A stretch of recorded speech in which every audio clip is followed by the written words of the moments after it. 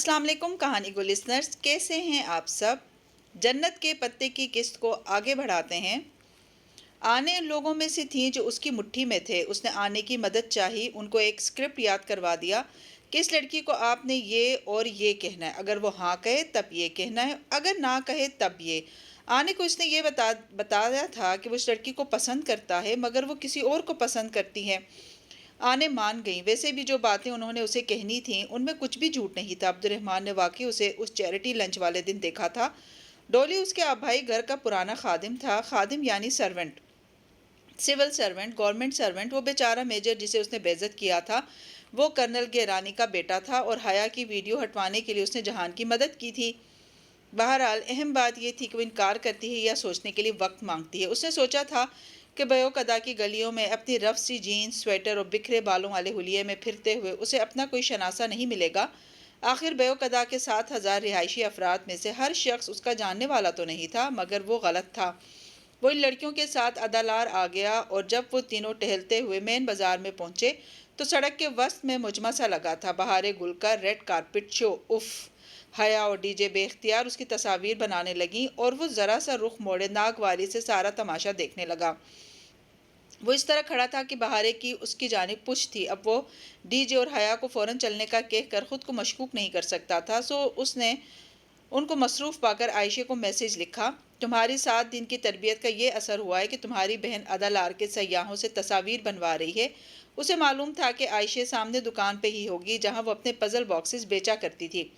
पिछले 7 दिनों से वो ज़बरदस्ती बहारे को उस्मान शब्बीर के घर कुरान पढ़ाने ले जाती थी और इस वक्त वो अमूमन दुकान पे अपने बॉक्सेस देने आया करती थी। इत्तेफाक नहीं तो नहीं था, वो बस गलत जगह पर गलत वक्त पर आ गया था।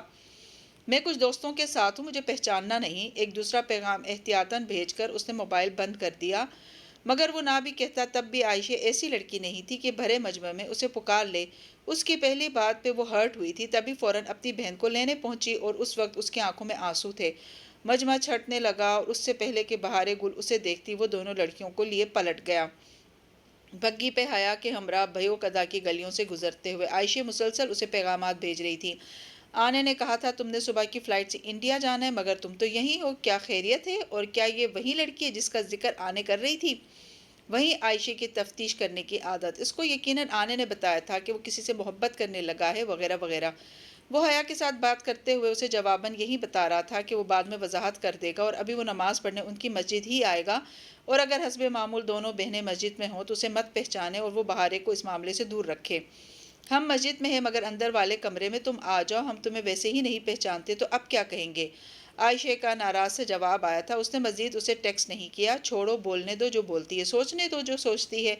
अपने सफ़ेद महल के सामने से गुजरते हुए उसने बराए बात सिरसिरी सा इशारा इन घरों की जानिब किया था। हया उसकी बात को हल्का ले रही थी, मगर वो ठीक ही कह रहा था कि वो इन जैसा कोई घर अपनी तनख्वाह से नहीं बना सकता था। वो फिल्मों में होता है कि असाइनमेंट ख़त्म होने के बाद एजेंट को नोटों से भरा ब्रीफ केस मिला करता है। असल में सिर्फ पीठ पे थपकी मिलती थी और कुछ नहीं। इंडिया और पाकिस्तान में स्पाइस से ज़्यादा अंडरपेड शायद ही कोई हो।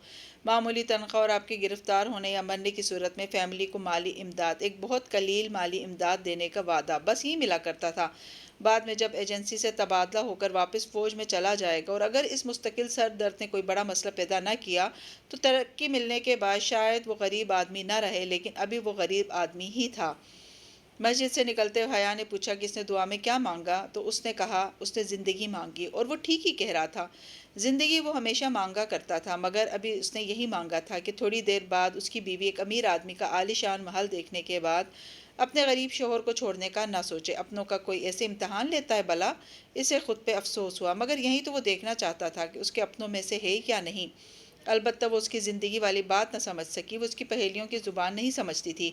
हया इब्रानी ज़बान के लफ्ज़ हवा से निकला है, जो कि अम्मा हवा अलैहिस्सलाम का नाम था। हवा का माने होता है ज़िंदगी, सो हया का भी यही माना है। इसीलिए अरबी में हया का लफ्ज़ मानी तरोताज़गी और शादात भी कहा जाता है, क्योंकि ये दोनों चीज़ें ज़िंदगी की अलामत होती हैं। इसी से लफ्ज़ हयात, ज़िंदगी और अल्लाह ताला की सिफ़त अल हई, हमेशा ज़िंदा रहने वाला, उसका इस्तिलाही माने अमूमन शर्म और मॉडेस्टी, चैस्टिटी इसलिए किया जाता है क्योंकि शर्म इंसान की अखलाकी ज़िंदगी और किरदार को तरोताज़ा और ज़िंदा रखती है। حیا میں انسان کے لیے زندگی ہوتی ہے، مگر وہ نہیں سمجھ سکی۔ وہ اس کی زبان سمجھ ہی نہیں سکتی تھی۔ چلو کبھی نہ کبھی وہ اسے اپنی زبان سمجھا دے گا۔ اس نے عادت کے مطابق سب کچھ پلان کیا تھا۔ بندرگاہ پہ جس بچے کو حیا کا پرس چھیننے آنا تھا، وہ اس کی ہدایت کے مطابق بالوں میں لگانے والی موتیوں کی مالائیں لے کر ہی آیا تھا۔ جس واحد چیز کے لیے وہ رکے گی، وہ اس کے بالوں کی خوبصورتی میں اضافہ کرنے والی کوئی چیز ہی ہونی چاہیے تھی، اور جتنی جلدی رد عمل ظاہر کرنے والی وہ لڑکی تھی، وہ جانتا تھا کہ اپنے پاسپورٹ اور آئی ڈی کارڈ کے لیے ضرور بھاگے گی۔ ہاں، اسے اچھی طرح پتا تھا کہ حیا کے اس گولڈن کلچ میں اس کے کون کون سے کاغذ ہیں۔ حسب توقع وہ اس بچے کے پیچھے بھاگ پڑی۔ کبھی جو یہ لڑکی رد عمل ظاہر کرنے سے پہلے 2 منٹ سوچے، مگر پتہ نہیں کیوں اسے اس کی باتیں اچھی لگنے لگی تھیں۔ کم از کم وہ باہر سے بھی وہی تھی جو وہ اندر سے تھی۔ ہاں، وہ اس پہ یقین کرنے لگا تھا۔ جب وہ دونوں دوبارہ تھانے میں ملے تو وہ رو رہی تھی۔ پتہ نہیں وہ کس بات پہ رو رہی تھی۔ آنے سے ابھی جہان کی بات نہیں ہوئی تھی۔ وہ نہیں جانتا تھا کہ اس نے آنے کو کیا کہا ہوگا، مگر اس روز پہلی دفعہ اس نے پورے استحقاق سے اپنی بیوی کو جھڑکا تھا۔ اسے لگا تھا حیا نے اپنے غریب شوہر کو نہیں چھوڑا، اس کا کار والے لڑکے سے کوئی تعلق نہیں ہے، اس کا عبدالرحمن یا اس کی جاہ و حشمت سے بھی کوئی سروکار نہیں ہے، وہ واقعی جہان کے ساتھ رہنا چاہتی ہے۔ سو بس یہ ڈرامہ ختم۔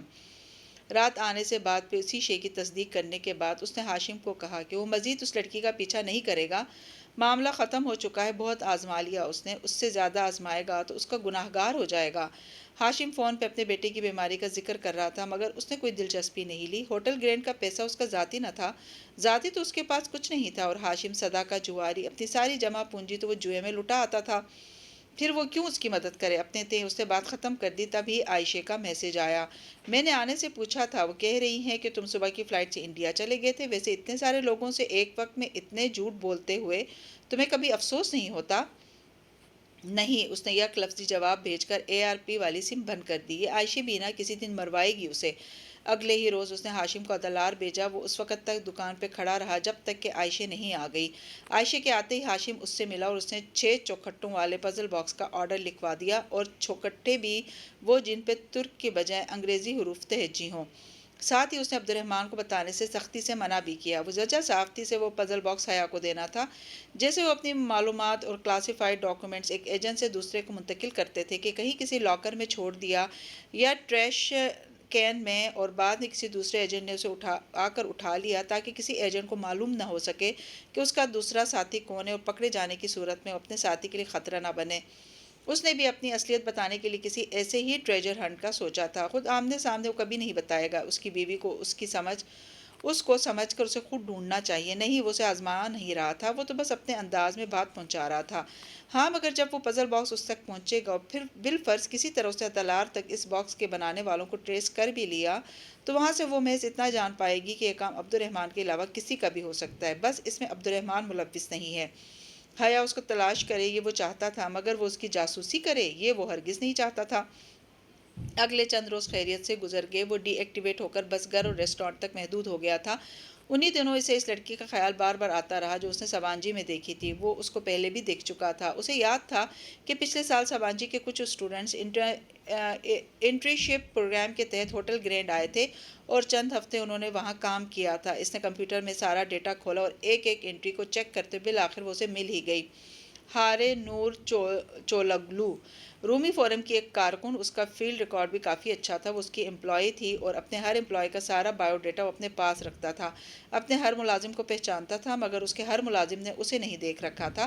وہ ہوٹل مالکان کی طرح پرائیویٹ لفٹ استعمال کرتا تھا، اور نچلے عہدوں پر کام کرنے والے ملازموں کی اس سے کوئی ملاقات نہ تھی، اور انٹرنیز سے کہاں اس کا رابطہ ہو پاتا تھا۔ پھر بھی شاید یوں ہی آتے جاتے اس لڑکی نے اسے دیکھ رکھا ہو۔ وہ اسی ڈورم بلاک سے نکل رہی تھی جو حیا کا تھا۔ ہو سکتا ہے وہ وہاں کسی کام سے آئی ہو، اور اس کا اپنا بلاک کوئی اور ہو، اور اس کا حیا سے کوئی رابطہ نہ ہو، اور اس نے کبھی گرینڈ ہوٹل کے اونر کو نہ دیکھ رکھا ہو۔ مگر پھر بھی آئندہ وہ سبانجی جاتے ہوئے احتیاط کرے گا، ورنہ دنیا واقعی بہت چھوٹی تھی۔ چند دن بعد ایک صبح جب وہ برگر کنگ کے کچن میں کام کر رہا تھا، ایک دم سے اس کے سر کی پشت میں شدید درد اٹھنے لگا۔ یہ درد اسے بہت چڑچڑا بھی بنا دیتا تھا، سارا موڈ خراب ہو جاتا۔ اب بھی یہی ہوا۔ وہ تلخی بھرے انداز میں زور سے کھٹ کھٹ گوشت کاٹ رہا تھا۔ پچھلے ایک ہفتے سے قبضہ مافیا کے کچھ لوگ اسے تنگ کر رہے تھے۔ ریسٹورانٹ کی لیز کا معاملہ تھا، اور پاشا بے کے ساتھ ان کی کوئی تلخی ہو چکی تھی۔ ایسے میں اسے اپنے ریسٹورانٹ کی سیکیورٹی کے لیے اپلائی کرنا تھا، مگر اس سے قبل وہ کوئی ٹھوس واقعہ ایسا چاہتا تھا کہ جس سے اس کا کیس آسان ہو جائے۔ ارادہ تھا آج سیپیر میں اپنے کچھ آدمیوں سے ریسٹورانٹ میں توڑ پھوڑ کروا کر سیکیورٹی کلیم اور انشورنس کلیم دونوں حاصل کر لیں گے۔ ایسے وقت میں اسے موقع سے ہٹ جانا چاہیے۔ وہ یہ سب سوچ ہی رہا تھا کہ حیا اور ڈی جے آ گئی۔ وہ ٹاپ کپی جانا چاہتی تھیں۔ تھوڑی سی پس و پیش کے بعد وہ ان کے ساتھ چل پڑا۔ سر کا درد بخار میں تبدیل ہوتا گیا مگر وہ ان کا ساتھ دیتا رہا۔ پھر ڈی جے کو بھی سر درد کی شکایت ہو گئی اور وہ واپس جانا چاہتی تھی۔ اس کے جانے کے بعد وہ دونوں ٹاپ کپی کے عقبی برآمدے میں آ بیٹھے۔ حیا نے اس سے کہا بھی کہ وہ واپس چلا جائے مگر ابھی ریسٹورانٹ پہ سٹیج اسالٹ ہونا تھا اور ابھی وہ واپس کیسے جا سکتا تھا؟ البتہ سر درد کے باعث وہ حیا کی شال تان کر لیٹ گیا۔ اسے نیند ویسے بھی مشکل سے ہی آتی تھی، پھر ابھی ایک پبلک پلیس میں وہ کیسے سو سکتا تھا؟ بس یوں ہی لیٹا رہا۔ تبھی اس نے محسوس کیا کہ اس سے ایک زینہ نیچے بیٹھی حیا نے گردن موڑ کر اسے دیکھا ہے، شاید یہ جاننے کے لیے کہ وہ سو رہا ہے یا نہیں۔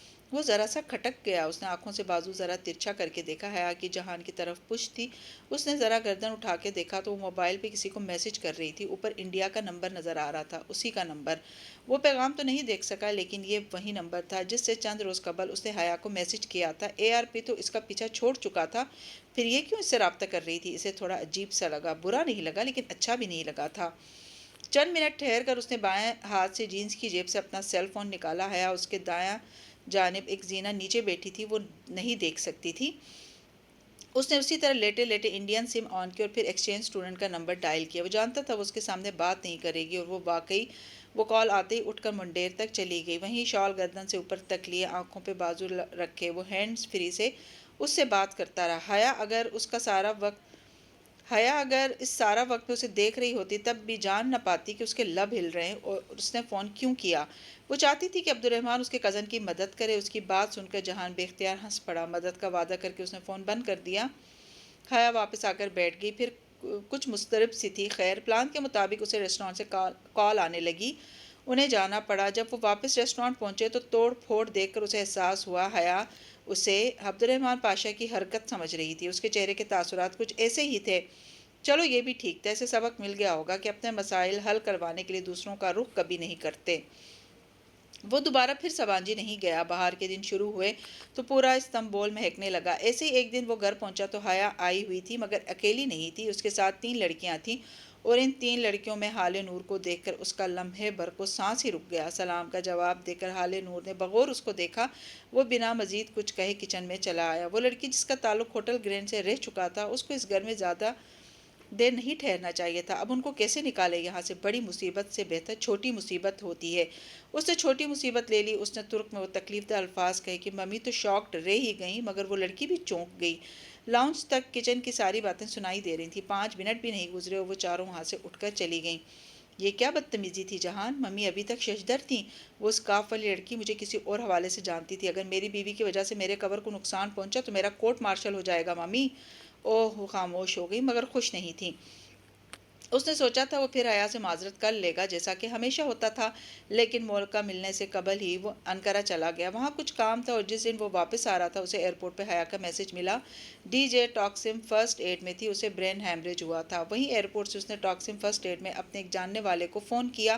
ڈی جے کا بیریونیرزم پھٹا تھا۔ اس نے جلدی سے حساب لگایا، اس کا مطلب تھا کہ اس کے پاس صرف چند ہی گھنٹے تھے۔ اسے یاد آیا وہ ٹاپ کپی میں بھی سر درد کی شکایت کر رہی تھی۔ وہ پرانے چہرے والے ایئرپورٹ سبیہ گورچن حوالانی سے آیا تھا، سو یورپی استنبول پہنچتے ہی وہ سیدھا ٹاکسم آیا اور وہاں سے حیا کے پاس۔ اس کے حساب کرتا گھنٹے ختم ہونے کو تھے، کسی بھی وقت وہ ڈی جے کی موت کی خبر دے دیں گے، پھر باڈی کلیئرنس کروانے میں وقت لگے گا۔ باڈی پاکستان جائے گی، ظاہر ہے حیا بھی ساتھ ہی جائے گی، یعنی 2-3 دن تو کہیں نہیں گئے اور موت کی خبر سننے کے بعد تو وہ کچھ نہیں کھائے گی۔ حقیقت پسندی سے تجزیہ کرتے ہوئے اسے صرف حیا کی فکر تھی۔ وہ جلدی سے کینٹین گیا اور اس کے لیے سینڈوچ لے آیا۔ اسی اثنا میں ڈاکٹر باہر آ گیا اور وہ خبر بھی باہر آ گئی۔ پھر بھی یہ خبر اس نے حیا کو تب دی جب وہ تھوڑا سینڈوچ کھا چکی تھی، اور کاش وہ آخری بندہ ہوتا جو اسے یہ خبر دیتا۔ وہ تو 3 دن بہت تکلیف دہ تھے۔ اسے ڈی جے کی موت کا بہت افسوس تھا، لیکن اپنی جاب کے دوران اتنے لوگوں کو اپنے سامنے مرتے دیکھا تھا کہ ڈاکٹرز کی طرح وہ بھی ذرا امیون ہو چکا تھا، مگر حیا کو روتے دیکھ کر اسے تکلیف ہو رہی تھی۔ وہ جو سمجھتا تھا کہ جیل کے ان تاریک دنوں نے اس کے اندر سے ساری حساسیت کو نگل لیا ہے تو شاید وہ غلط تھا۔ اسے تکلیف ہو رہی تھی بہت زیادہ، ڈی جے کی موت سے بھی زیادہ۔ باڈی کلیئرنس ملنے سے قبل وہ حیا کے ہمراہ سبانجی گیا تھا۔ حال نور سمیت اسٹوڈنٹس کی اکثریت سپرنگ بریک پہ جا چکی تھی۔ डी जे की चीज़ें उसने हया के साथ ही पैक करवाई थी। उसके रजिस्टर इकट्ठे करते हुए भीगी आवाज़ में कह रही थी कि डीजे अपने नोट्स या रजिस्टर फ़ोटो कॉपियर पे भूल जाती थी, इसलिए फ़ोटो कॉपियर तक गया ताकि इसका अगर कुछ रह गया तो वो भी उठा लाए। मगर जब उधर रखे डीजे के रजिस्टर का पहला सफ़ा उसने पलटाया तो उस पर बड़ा बड़ा करके यूनानी फ़िलासफ़र हराक्लितुस का एक कोल लिखा था, इन to the same river no man can enter twice Heraclitus. वो कुछ देर सोचता रहा, फिर रजिस्टर उधर ही छोड़कर वापस आ गया। हया इस वक्त जहनी तौर पर इतनी डिस्टर्ब थी कि उसको कुछ पूछने का होश ही नहीं था।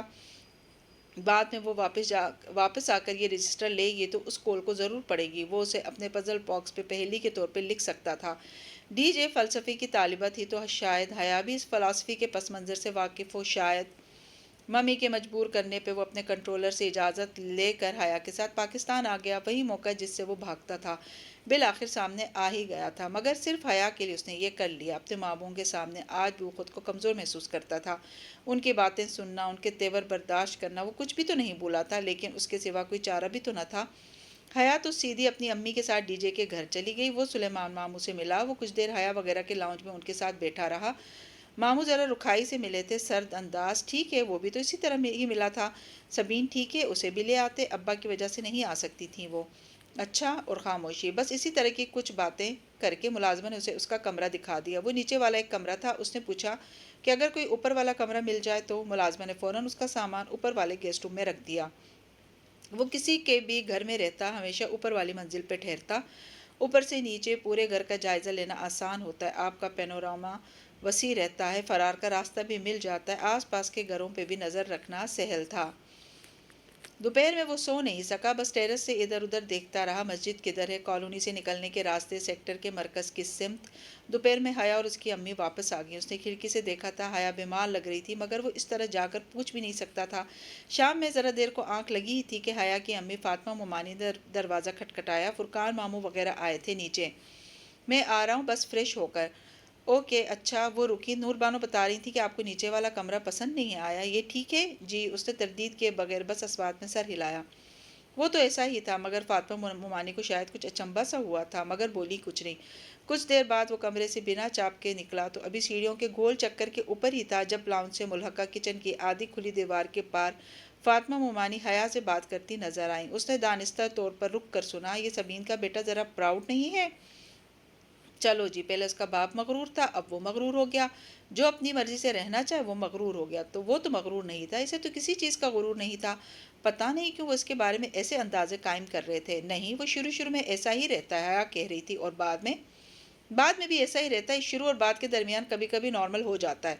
सीढ़ियों के वस्त में दीवार पर लंबा सा आईना आवेजा था, जिसमें वो दोनों नजर आ रही थी, और वो अल्फाज कहते हुए हया का चेहरा स्पाट था। इसे बुरा लगा, मगर पता नहीं क्यों अब वो उसको मार्जन देने लग गया था। ऐसा है तो ऐसा ही सही। लॉन में मामू, फुरकान और साइमा मुमानी आई हुई थी। जब वो चलता हुआ लॉन के दहाने तक आया तो वो लोग उठ कर खड़े हुए थे। तुम्हें क्या लगता है तुम यहाँ इज्जत से जी सकोगे? कभी नहीं। तुम जलील होगे, तुम ख्वार होगे। वो आवाज़ें आज भी उसके साथ थीं। वो लोग बहुत इज्जत से अब उससे मिल रहे थे। सलाम, दुआ, मम्मी का हाल, गिले शिकवे। तुम्हारा बाप तुम्हारे नाम पे एक शर्मनाक दब्बा है। तुम कभी सर उठाकर नहीं जी सकोगे। तुम्हारे बाप का नाम तुम्हारा सर हमेशा शर्म से झुकाता रहेगा। वो उनके सामने कुर्सी पे बैठा हुआ था। फातिमा मुमानी उससे चाय का पूछ रही थी। उसने वही कहा जो एक तुर्क लड़के को कहना चाहिए था, एप्पल टी। तुम कुत्तों की तरह जिंदगी गुजारोगे, कभी इज्जत और वकार से अपने मुल्क का रुख नहीं कर सकोगे। वो अब उससे उसकी जॉब और दूसरी मसरूफियात का पूछ रहे थे। वो छोटे छोटे जवाब देता रहा। हया उस सारे वक्त में लाताल्लुक सी बैठी रही, बस एक दो दफ़ा बोली, मगर वो उसे नज़रअंदाज कर रही थी। ये अलग बात थी कि अपने तीन जहान उसे नज़रअंदाज नहीं कर रहा था। वो तो हमेशा से ही खामोश और रिजर्व सा था। अलबत्ता अपने मामूओं के लिए उसके दिल में नरम गोशा नहीं था। हाँ, नहीं था वो आला ज़रफ़। जिन बातों ने इसे और उसकी मम्मी को एक अरसा डिस्टर्ब रखा, उनके कहने वाले तो बड़े मज़े से अपनी ज़िंदगी में मगन थे। किसी को कोई गर्ज नहीं थी कि सबीन सिकंदर जहान सिकंदर का क्या बना है, क्योंकि इनके नामों के साथ सिकंदर लगता था। वो पहली मुलाकात में उनसे कोई बात न कर सका। इससे हुई ही नहीं। कुछ ज़ख्म भरने में वक्त लगता है और उसका वक्त अभी पूरा नहीं हुआ था। चूंकि वो तुर्क शहरी के तौर पे आया था, इसलिए उसकी हरकत और सकनात इसके कवर के मुताबिक थी। भले वो अंग्रेज़ी में बात करता हो, घास पर जूतों समेत चलना चलना हो, या बिना जूतों के घर में दाखिल होना, वो वही बना रहा जो वो लोग उसे समझते थे। اٹھنے سے قبل فرقان ماموں اپنے گھر آنے کی دعوت دے گئے تھے۔ تم نے میری بات نہیں مانی، اب جب مدد چاہیے ہو تو میری طرف مت آنا۔ وہ آوازیں پیچھا نہیں چھوڑتی تھیں۔ سلیمان ماموں نے ان کے جاتے قطعیت سے کہہ دیا تھا کہ اب حیا واپس نہیں جائے گی۔ اس نے کوئی رد عمل ظاہر نہیں کیا، البتہ وہ جان گیا تھا کہ وہ واپس جانا چاہتی ہے۔ ہاں، واپس تو اسے جانا ہی تھا، وہ کرے گا اس بارے میں بھی کچھ۔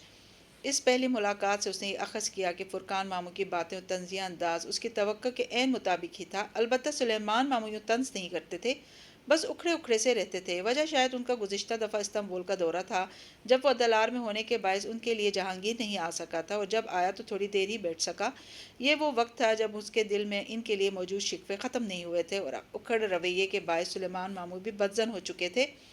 وہ جانتا تھا، اور ان کا رویہ اب بھی ویسا ہی تھا۔ حیا کے ساتھ پاکستان آنے یعنی ان کی بیٹی کا اتنا خیال رکھنے پر بھی وہ اس سے راضی نہ تھے۔ فرقان ماموں کی اسے کوئی پرواہ نہ تھی، مگر سلیمان ماموں، پتہ نہیں کیوں وہ ان کی پرواہ کرنے لگ گیا تھا۔ شاید اس لیے کہ پاکستان آ کر اس پہ ایک انکشاف بہت شدت سے ہوا تھا کہ وہ جو ہمیشہ میرے دونوں ماموں اور میرے ماموؤں جیسے سیغوں میں سوچتا تھا تو وہ غلط تھا۔ وہ زمانے گئے جب دونوں ماموں ایک فریق تھے، اب وہ دو فریق تھے۔ سلیمان تو بڑے ماموں کی بہت عزت کرتے تھے، مگر ڈنر پہ فرقان ماموں سائمہ مامی کی گفتگو سے ہی یہ بات واضح تھی کہ اگر وہ حیا سے رشتہ توڑے گا تو وہ ہرگز ناخوش نہیں ہوں گے، کیونکہ ان کے اور سلیمان ماموں کے درمیان اب وہ پہلے والا ایکا نہ تھا۔ اتنے برس ایک ساتھ رہنے کے باعث ہونے والی چھوٹی موٹی تلخیوں نے ان کے آپس کے رشتے میں بھی بہت سی دراڑیں ڈال دی تھیں۔ ہاں، بظاہر سب ٹھیک تھا، سلیمان ماموں کی طرف سے بھی سب ٹھیک تھا، البتہ فرقان ماموں اور سائمہ ممانی حیا کی زندگی میں آنے والی ہر تکلیف پہ اس کے ساتھ نہیں ہوں گے، وہ جان گیا تھا۔ وہ بیٹھ کر تماشا دیکھنے والوں میں سے تھے۔ یہ بات کاش اسے پہلے پتہ چل جاتی، مگر کیسے چلتی؟ وہ اور ممی تو ابھی تک کئی سال پیچھے کھڑے تھے، اور اب اگر وہ فرقان ماموں کے اس برسوں پرانے رویے کی وجہ سے سلیمان سے تعلق خراب کرتا ہے تو یہ ناانصافی تھی۔ اب جب کہ یہ فیصلہ ہو گیا تھا کہ وہ یہ شادی قائم رکھنا چاہتا ہے تو پھر اسے اپنا رویہ بھی ٹھیک کرنا ہوگا۔ جتنے دن وہ یہاں ہے وہ اس کی پوری کوشش کرے گا، اس نے خود سے عہد کیا تھا۔ اگلے روز زاہد ماموں کی بیٹی کی مہندی تھی۔ وہ ویسے ہی رش سے بھاگتا تھا، مگر یہاں اس کے سوا کوئی چارہ نہ تھا کہ وہ بھی فنکشن اٹینڈ کرے۔ اس پہ مستزاد فاطمہ ممانی اس کے لیے کچھ کرتے وغیرہ لے آئی تھی۔ پیسے البتہ انہوں نے اس کے بہت اصرار پہ بھی نہیں لیے تھے، اب اس کو وہ پہننا ہی تھا۔ صبح حیا کمرے سے باہر نہیں آئی تھی۔ وہ کافی دیر اس کا انتظار کرتا رہا، کہنا کچھ بھی نہیں تھا، بس اسے دیکھنا تھا۔ وہ شاید سو رہی تھی، سو بالآخر اس نے وہیں اوپر والے کمرے سے اسے کال کی۔ وہ اسے اس پزل باکس کے بارے میں بتانا چاہتا تھا، مگر مجال ہے جو وہ لڑکی کسی کی پوری بات سنے۔ اس نے حسب معمول اس کو لعنت ملامت کر کے فون بند کر دیا۔ اب کیا کرے؟ خیر، پزل باکس اس تک وہ پہنچا ہی دے گا کسی نہ کسی طرح۔ حماد نے تو سنتے ہی انکار کر دیا، معاف کرنا مگر میں ان کی خوش اخلاقی سہ نہیں پاؤں گا، مجھے معاف رکھو بھائی۔ مگر وہ جانتا تھا کہ جب وہ اصرار کرے گا تو حماد کو مانتے ہی بنے گی، اور یہی ہوا۔ وہ مان گیا، بس یہ آخری دفعہ ہے، پھر نہیں۔ شام میں وہ پھر سے حیا کو ڈھونڈ رہا تھا۔ دونوں کی کوئی خاص بات نہیں ہو سکی تھی پاکستان آ کر۔ اب اس کے پاس یہی بہانہ تھا کہ اس سے فلائٹ کا پوچھ لے۔ گریٹ! وہ اسے یہیں پوچھنے فرقان ماموں کے گھر آیا تھا، اور اسے اس وقت وہ سیڑھیوں سے اترتی دکھائی دی۔ بہت سی لڑکیاں اچھے کپڑے پہنتی ہیں، اس کی چال کی بے نیازی، کسی ملکہ کی طرح سہج سہج اترنا، وہ واقعی بہت خوبصورت تھی، مگر ہاں، یہی مگر ہر دفعہ آ جاتا تھا۔ جس وقت وہ سیڑھیاں اتر رہی تھی وہاں آس پاس کتنے کزنز گھوم رہے تھے، سب اس کو گاہے بگاہے دیکھ رہے تھے، اور یہیں آ کر اس کی پیشانی پہ بل پڑ جایا کرتے تھے۔ وہ اس سے کوئی بدتمیزی نہیں کرنا چاہتا تھا، مگر اس وقت جب وہ بات کرتے اس کے ساتھ آ کھڑی ہوئی تو زاہد ماموں کی چھوٹی بیٹی ثنا ان کی تصویر کھینچنے لگی۔ وہ جانتا تھا کہ یہ لڑکی فوراً سے یہ تصویر فیس بک پہ لگا دے گی، اور ایسی بد احتیاطی وہ افورڈ نہیں کر سکتا۔ سو ثنا کو ذرا سا ڈانٹ دیا، اب وہ دوبارہ اس کی تصویر کھینچنے کا سوچے گی بھی نہیں، اور حسب معمول اس کے کسی اور مقصد کے لیے کیے جانے والے امر سے آخر میں ہرٹ حیا ہوئی تھی۔ مہندی کے فنکشن میں وہ فرقان ماموں کے ساتھ بیٹھا رہا تھا، اور ایک دفعہ پھر وہیں پرانے قصے لے کر بیٹھ گئے تھے۔ کس طرح انہوں نے سبین کی مدد کرنی چاہی، مگر کس طرح سبین نے مدد نہیں لی۔ وہ خاموشی سے سر ہلاتا رہا، کوئی اعتراض نہیں، کوئی اختلاف نہیں۔ کمانڈو ٹریننگ کے دوران ایک مرحلہ ایسا ہوا کرتا تھا جس پہ لڑکے ضبط ہار دیتے تھے۔ وہ تب ہارتے جب ٹرینر ان کے منہ پہ تھوکتا۔ اس کے ایک دوست نے ایسے موقع پہ اپنے ٹرینر کو تمانچہ دے مارا تھا، سو اسی وقت اسے بتا دیا گیا کہ وہ کمانڈو نہیں بن سکتا۔ جہان کے منہ پہ بھی آفیسر نے تھوکا تھا، اور وہ خاموشی سے کھڑا رہا۔ ایک دفعہ، دو دفعہ، کئی دفعہ تھوکا گیا، گالیاں دی گئیں، مگر اس نے صبر نہ ہارا اور وہ پاس ہو گیا۔ اب بھی اس نے خود کو ایسے ہی پاس کر دیا تھا۔ فنکشن کے دوران بدمزگی تب پھیلی جب ایک دم سے لائٹ چلی گئی۔ اس کے ماموں کے گھر میں لائٹ کا مسئلہ کبھی نہ ہوتا اگر جنریٹر جواب نہ دے دیتا۔ ایک دم سے دھکم پیل مچ گئی تھی۔ میکینک کا انتظار، شور، افراتفری، کوئی خود ہاتھ پیر ہلانے کے لیے تیار نہ تھا۔ بس میکینک آئے گا تو ٹھیک کر لے گا۔ وہ کچھ دیر بیٹھا رہا، پھر اسے کوفت ہونے لگی، یہ لوگ دوسروں پہ انحصار کیوں کرتے ہیں، اپنے مسئلے خود حل کیوں نہیں کرتے؟ وہ اٹھا اور چپ چاپ جنریٹر کا معائنہ کرنے لگا۔ ذرا سا مسئلہ تھا اور طوفان ایسے مچا دیا تھا سب نے، 5 منٹ بھی نہیں لگے اسے سب ٹھیک کرنے میں، اور تب تک وہ پورے مجمع کی توجہ پا چکا تھا۔ یہ چیز زیادہ کوفت دلانے والی تھی۔ وہ ہاتھ دھونے کے بہانے جلد ہی اندر چلا گیا، البتہ وہ جانتا تھا کہ سارا وقت حیا بہت مسرور انداز میں اسے دیکھتی رہی تھی، وہ جیسے اس پہ فخر کر رہی تھی۔ بعد میں سب مرد لاؤنج میں بیٹھ گئے تو وہ بھی وہیں بیٹھا رہا۔ لاشعوری طور پر وہ حیا کا منتظر تھا، کب وہ آئے گی اور وہ اسے دیکھ سکے۔ بہت دیر بعد وہ نظر آئی، ساتھ میں زاہد ماموں کی چھوٹی بیٹی بھی تھی۔ وہ دونوں کچن کی طرف جا رہی تھیں۔ اسے ابھی حیا کو دیکھ لینے کی ٹھیک سے خوشی بھی نہیں ہوئی تھی کہ اس نے محسوس کیا جب وہ چلتی ہوئی جا رہی تھی تو سب کزنز اسے ہی دیکھ رہے تھے، یہاں تک کہ داور بھی۔ اسے غصہ چڑھا، اتنا شدید کہ حد نہیں، مگر وہ کیا کر سکتا تھا؟ وہ تو اپنی ماں تک پہ کچھ امپوز نہیں کر سکا تھا کبھی، اپنی بیوی پہ کیا کرتا؟ پھر ایک دم سے کہیں سے زاہد ماموں کی بیٹی جس کی شادی تھی تن فن کرتی آئی اور داور کے اونچا بولنے کے سبب اس کو سنا کر واپس ہو لی۔ وہ واقعی شاکڈ ہو گیا اور کچھ پچھلا غصہ بھی تھا۔ وہ ایک دم سے کھڑا ہو گیا، باقی سب بھی اس کے پیچھے باہر آئے تھے۔ کسی نے البتہ اس لڑکی کو نہیں ٹوکا، کسی نے اسے نہیں ڈانٹا، کسی نے اسے وہ باتیں نہیں سنائی جو انہوں نے کئی برس پہلے اس کی ماں کو سنائی تھی۔ تب بھی فرقان ماموں لوگ ان کے لاؤنج میں تھی، تب بھی وہ یوں ہی اٹھے تھے اور باہر نکل گئے تھے، مگر اب نکلنے سے قبل کسی نے کچھ نہیں کہا تھا۔ کیا فرق تھا دونوں واقعات میں؟ ممی نے ان کی بے عزتی نہیں کی تھی، وہ گواہ تھا۔ مہوش نے داور کی بلکہ سب کی بے عزتی کی، وہ اس کا بھی گواہ تھا۔ پھر کیوں مہوش کو ایک لفظ بھی نہیں کہا گیا؟ کیونکہ وہ اثر و رسوخ والے باپ کی بیٹی تھی، کیونکہ اس کا باپ سامنے بیٹھا تھا، کیونکہ اس کے ہونے والا شوہر بہت امیر کبیر تھا اور ممی کے پاس ان میں سے کچھ بھی نہیں تھا اس وقت۔ اور ہاں، یہ اس کا ہونے والا شوہر، چلو وہ بھی دیکھے گا کتنا عرصہ اس کے امیر ہونے کا ڈھکوسلا چلتا ہے۔ جس طرح اس لڑکے کا بڑا بھائی بار بار اپنی دولت کی وجہ بتا رہا تھا، صاف ظاہر تھا کہ وہ ایک دم سے آئی ہوئی بلیک منی کی صفائی دے رہے ہیں، گدھے۔ مہوش کی بدتمیزی کے بعد جب سب بنا کھانا کھائے وہاں اٹھ آئے تو اس کے ذہن میں صرف یہی تھا کہ سلیمان ماموں نے کھانا نہیں کھایا۔ حیا نے باہر کھا لیا تھا، مگر ماموں، وہ ان کی اتنی پرواہ کیوں کر رہا ہے، پتہ نہیں۔ مگر جو بھی ہو، ماموں ماموں تھے۔ سو حیا کے ساتھ مل کر اس رات اس نے صرف سلیمان ماموں کے لیے پاستہ بنایا تھا، اور یوں ان دونوں کے درمیان سرد مہری کی دیوار بھی اسی طرح پگھل گئی تھی۔ ماموں حیران تھے مگر زیادہ ظاہر نہیں کیا۔ وہ اس سے خفا رہتے تھے، وہ جانتا تھا، مگر اب شاید حالات بدل جائیں، شاید۔ اگلے روز حماد کی بہت منت کر کے اس نے وہ باکس حیا تک پہنچا ہی دیا۔ اس کے اندر جواہر کے ایک لاکر کی بار کوڈ سلپ اور اندرونی تجوری کی چابی تھی۔ لاکر ابھی خالی تھا، مگر وہ واپس جاتے کچھ ریکارڈ کر کے اس میں رکھ دے گا۔ اس نے سب سوچ رکھا تھا، بس اس کے لیے اسے حیا کو واپس لے جانا ہوگا، لازماً۔ ان چند دنوں میں اس کے باقی رشتہ داروں سے بھی تعلقات بہتر ہوتے گئے۔ مہوش کی چھوٹی بہن سے لے کر سلیمان ماموں تک اب کوئی اس سے ناراض نہ تھا۔ جب وہ بعد میں اپنی جاب کے متعلق بتائے گا تو ان کا کیا رد عمل ہوگا، وہ نہیں سوچنا چاہتا تھا۔ بات کی بعد میں دیکھی جائے گی، ابھی تو اسے سب سیٹ رکھنا تھا۔ اس رات حیا نے پزل باکس اسے ہی لا کر تھما دیا۔ پہلے تو وہ واقعی گڑبڑا گیا کہ وہ جان چکی ہے اور اب اس کا حساب لینے آئی تھی، مگر نہیں، وہ صرف باکس کھولنے میں مدد چاہ رہی تھی۔ پاگل لڑکی ہے، رازداری سے رکھنے والی چیز تھی، وہ کیا اب ہر کسی سے یوں ہی مدد مانگتی پھرے گی؟ اس کا علاج کرنا ضروری تھا، سو اس نے فوراً ہی چھرا اور ہتھوڑا مانگا۔ حیا نے گھبرا کر باکس واپس لے لیا۔ چلو، اس کو توڑ کر نہ کھولنے والی خواہش کا احترام تو تھا ہی، اب اس کے لاکر سے ویڈیو نکالنے کے لیے ضروری تھا کہ وہ واپس استنبول جائے۔ ایک وقت تھا جب وہ اسے روکنا چاہتا تھا، مگر آج وہ خود سلیمان ماموں کے پاس گیا کہ وہ انہیں سمجھا سکے۔ وہ کمرے میں اکیلے تھے، وہ سامنے کرسی پہ بیٹھ گیا، چھوٹی چھوٹی باتوں سے آغاز کیا۔ وہ خاموشی سے اسے سنتے رہے۔ تم اور کیا کرتے ہو ریسٹورانٹ کے علاوہ؟ انہوں نے سادہ سے انداز میں پوچھا۔ وہ ذرا دیر کے لیے ٹھٹکا، وہ کچھ جانتے تو نہیں تھے، آرمی کے بارے میں وہ نہیں جان سکتے تھے وہ، مگر کہیں عبد الرحمن پاشا والے کور کے بارے میں تو نہیں کچھ جانتے تھے، یا شاید روہیل نے امریکہ والی بات کا ذکر کیا ہو، مگر نہیں۔ وہ ان کی تسلی کرتا گیا پورے اعتماد کے ساتھ۔ پھر اس نے حیا کی بات کی اور جب یہ کہا کہ اگر وہ واپس نہیں جائے گی تو کبھی ڈی جے کے دکھ سے نکل نہیں سنبھل پائے گی، تو سلیمان ماموں نے اس کے چہرے کو غور سے دیکھتے ہوئے اجازت دے دی۔ انہیں اس کا حیا کے لیے فکر مند ہونا اچھا لگا تھا۔ سب ٹھیک جا رہا تھا۔ وہ دونوں واپس آئے تو اس کا ارادہ تھا کہ وہ کچھ دن اسے اپنے گھر رکنے کا کہے گا۔ آہستہ آہستہ وہ اس کا لاکر ڈھونڈ لے گی اور اس سے پہلے کہ وہ کسی دوسرے کے منہ سے کچھ سنے، وہ ویڈیو اسے مل جائے گی۔ پھر وہ مل کر فیصلہ کریں گے کہ آگے زندگی انہیں کیسے گزارنی ہے۔ سب کچھ ٹھیک جا رہا تھا۔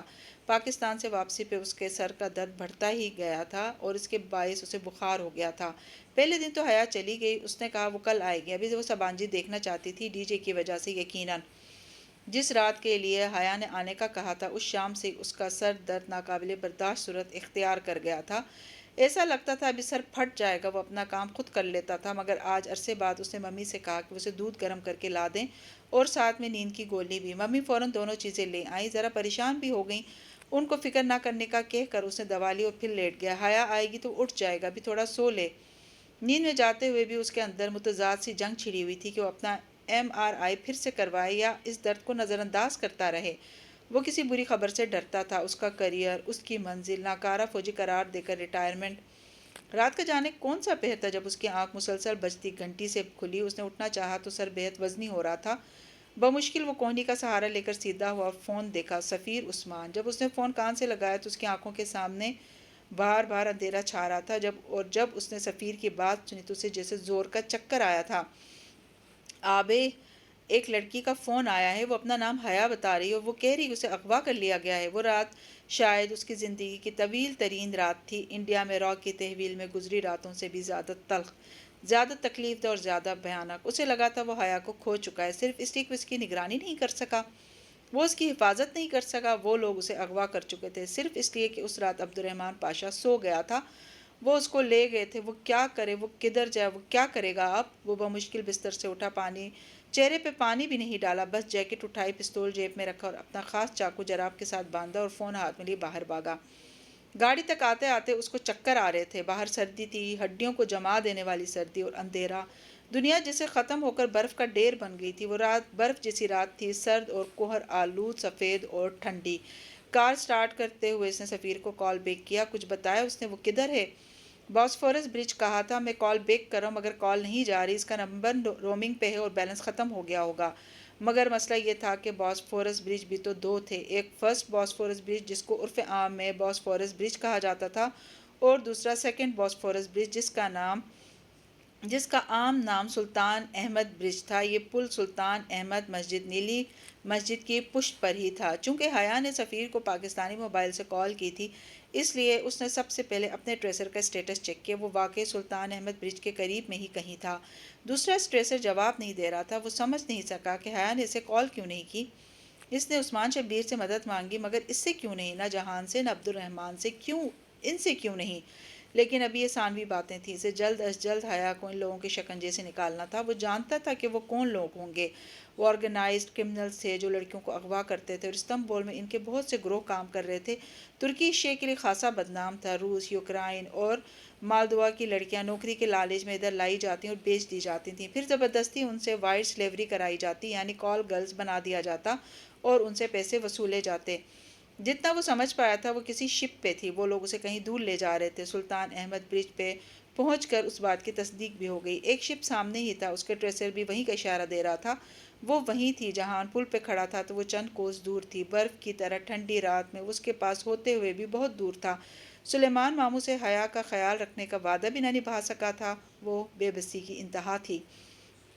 اس نے پھٹتے سر اور تناؤ کے شکار اعصاب کے ساتھ سوچنے کی کوشش کی، اب وہ کیا کرے؟ وہ اکیلا آدمی ان کی کسی شپ پہ حملہ تو نہیں کر سکتا تھا، اسے پولیس کی مدد چاہیے تھی، اسے فورس چاہیے تھی، ایسے لوگ جو اس کے کہے سے آگے پیچھے نہ ہٹیں، سانپ بھی مرے اور لاٹھی بھی نہ ٹوٹے۔ اسے صرف حیا کو بچانا ہی نہیں بلکہ میڈیا اور تفتیشی افسران کی نظروں سے اس کو دور بھی رکھنا تھا۔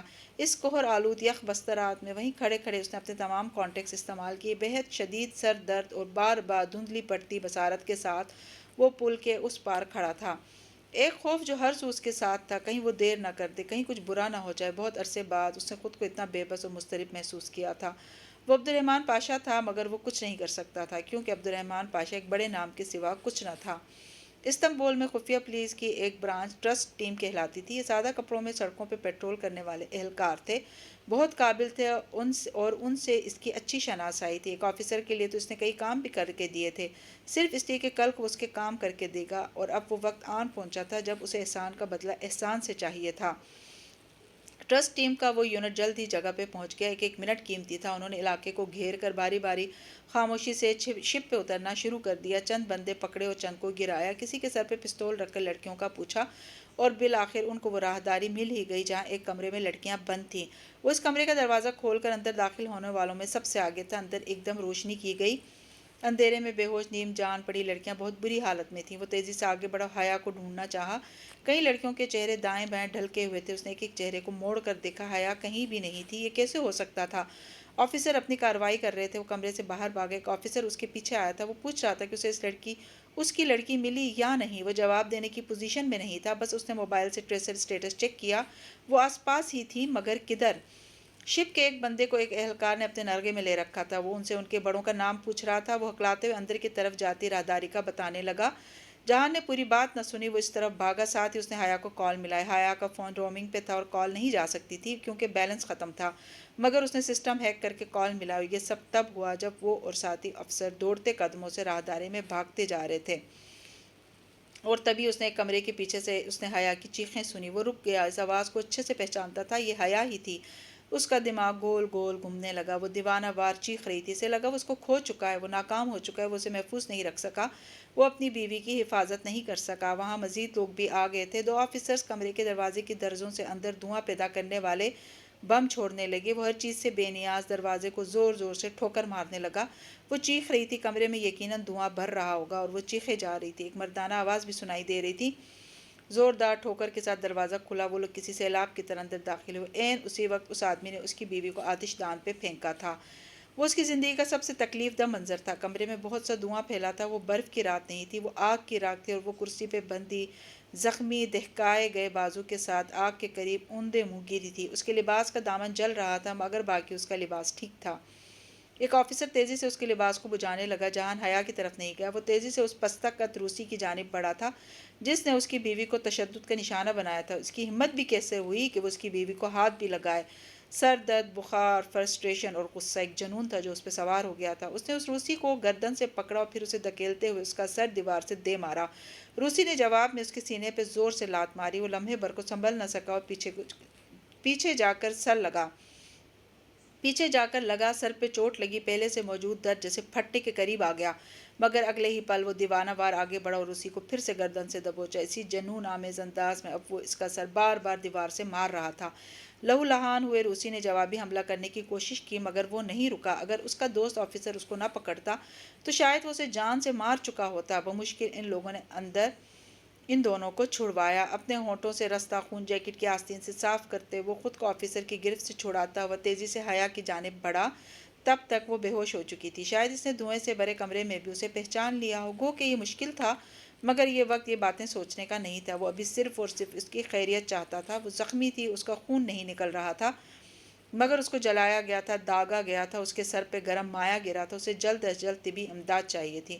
اگر وہ عبد الرحمن پاشا نہ ہوتا تو وہ سیکیورٹی آفیسر کبھی بھی بازیاب ہونے والی لڑکیوں کی تعداد 34 سے 35 لکھنے پہ اور اسے خاموشی سے اپنی دوست کو اپنے ساتھ لے جانے کی اجازت نہ دیتا۔ ٹرسٹ ٹیم نے اس کے ساتھ تعاون کیا تھا، البتہ اسے پتہ تھا کہ اس کیس کی مزید تفتیش کے لیے اسے بار بار بلایا جائے گا۔ وہ بھلا اسے سینکڑوں دفعہ بلوائیں مگر حیا کو نہیں، وہ اسے ان سب سے دور کرنا چاہتا تھا، وہ اس کے لیے یہی کر سکتا تھا۔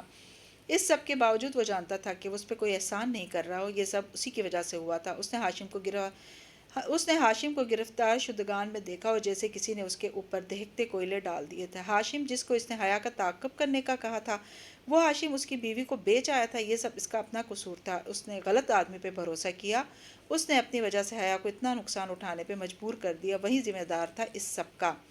اپنے آپ کو ملامت کرتا وہ حیا کو وہاں سے لے آیا تھا، ایک ہی جگہ تھی جہاں وہ اس کو لے جا سکتا تھا۔ جہانگیر ممی کے پاس بھی نہیں، ممی یا کسی بھی رشتہ دار کو کچھ پتہ لگے یہ نہیں ہونا چاہیے تھا، چاہے وہ ممی ہی کیوں نہ ہو۔ اب بس ایک ہی جگہ تھی، بیوق ادا عائشہ گل۔ وہ اسے ہسپتال نہیں لے جانا چاہتا، اگر وہ اسے ہسپتال لے جائے گا تو صبح تک پورے ادلار کو خبر ہو جائے گی۔ اپنے کسی آدمی پہ اسے بھروسہ نہ تھا کہ وہ حیا کو کسی دوسرے کے ساتھ ہسپتال بھیج دے۔ وہ اتنا ہرٹ اور اتنا پریشان تھا کہ وہ آخری جگہ جہاں سے بات باہر نہیں نکلے گی اسے ادلار میں اپنا گھر ہی لگی تھی۔ حیا کے زخم ایسے نہ تھے کہ اسے فوری طبی امداد کی ضرورت پڑتی، مرہم پٹی تو وہ خود بھی کر سکتا تھا، مگر سارا مسئلہ اس کے بالوں کا تھا۔ اگر وہ خراب ہو گئے تو وہ ساری زندگی خود کو معاف نہیں کر سکے گا۔ ابھی جلد از جلد اس کے بالوں سے ویکس اتارنا تھا اور اس سلسلے میں عائشہ اس کے لیے کچھ کر سکتی تھی۔ عائشہ کو ان کاموں کا کوئی تجربہ نہ ہوگا، وہ کوئی پیرامیڈیکل سٹاف نہیں تھی، وہ تو چھوٹی سی لڑکی تھی، مگر وہ ایک بات جانتا تھا، وہ اس لڑکی پہ بھروسہ کر سکتا تھا۔ آگے عائشہ کیسے حیا کے بال ٹھیک کر سکتی تھی؟ عائشہ کا مسئلہ تھا خوف اور اچانک پڑی افطاد انسان کا اصل پوٹینشل اس کے سامنے لگتے ہیں اور وہ اس طرح کے شدید حالات میں ایسے کام کر جاتا ہے جو عام زندگی میں اسے لگتا ہے کہ اس سے کبھی نہیں ہو پائیں گے۔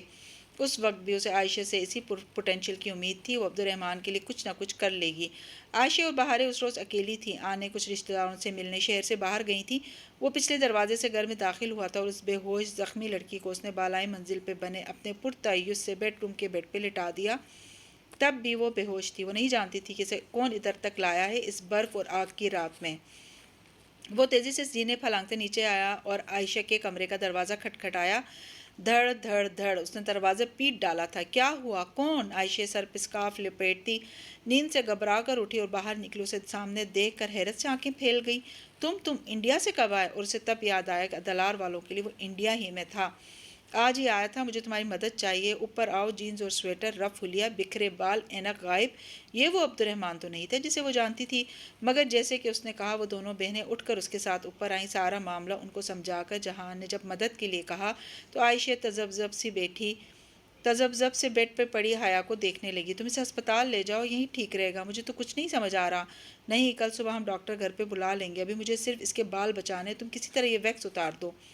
तुम्हें क्यों लगता है मैं ये कर सकूंगी? तुम खुद ही तो कहते हो आयशा गुल कभी कुछ नहीं कर सकती। उसने मलाल से कहते हुए बेहोश पड़ी लड़की के चेहरे को देखा। वो अक्सर ये बात कह दिया करता था ताकि आयशा सब कुछ करना सीख जाए।